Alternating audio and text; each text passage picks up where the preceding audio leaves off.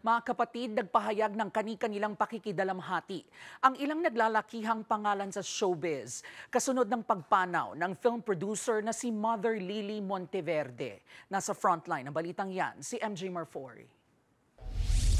Nagluluksa ang buong Philippine entertainment industry sa pagpanaw ng matriarch ng Regal Films na si Mother Lily Monteverde. Kabilang sa nagdadalamhati ang OG Regal baby na si Diamond Star Maricel Soriano.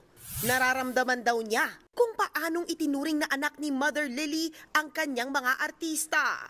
Nagpaabot din ng pakikiramay at panalangin si Star for All Seasons Vilma Santos. Inalala rin ni FDCP Chairman Jose Javier Reyes ang kanyang nanay-nanayan sa industriya.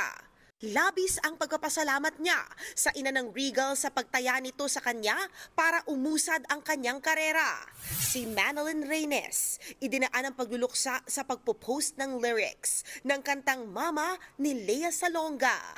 Ang isa pang Regal baby na si Aiko Melendez, nagpasalamat din sa mga oportunidad na ibinigay sa kanya ni Mother Lily.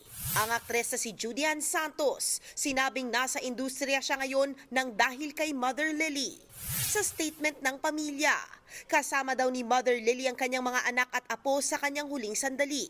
Hiling ng pamilya ay ipanalangin at alalahanin si Mother Lily, hindi lang bilang isang icon ng cinema, kundi bilang isang mapagmahal na ina.